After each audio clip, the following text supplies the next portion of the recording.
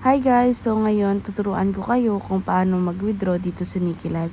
So meron tayong mga steps na kailangan natin gawin guys. At saka sundan nyo lang tong video na to kapag mag-withdraw kayo. Huwag kayong mahiya guys na magtanong sa akin kung mayroon kayong kailangan. So first punta muna tayo sa ating account. Then punta tayo dito sa wallet. Then itap lang natin yung wallet. At kapag natap nyo na yan guys, lalabas dyan yung withdrawal. And yung exchange coins guys, pwede nyong exchange yung beans nyo into coins.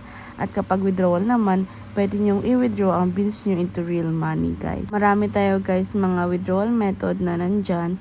At isi-share ko sa inyo isa-isa ang mga yan para malaman nyo rin at para aware kayo. At meron pala guys service in every withdrawal method. Kaya stay tuned kayo para malaman nyo.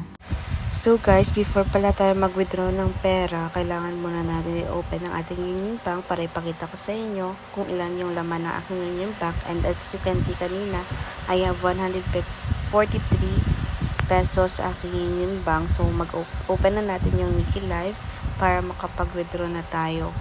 So punta lang tayo guys sa wallet para maka-withdraw tayo. And yung minimum withdrawal dito sa Nikki Live guys is $200.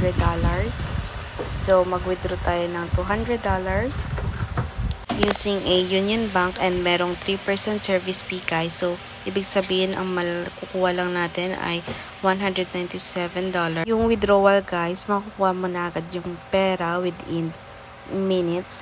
Pero nakalagay sa Union Bank na after 24 hours. Pero guys, hindi naman talaga umaabot ng 1 day sa pag-withdraw.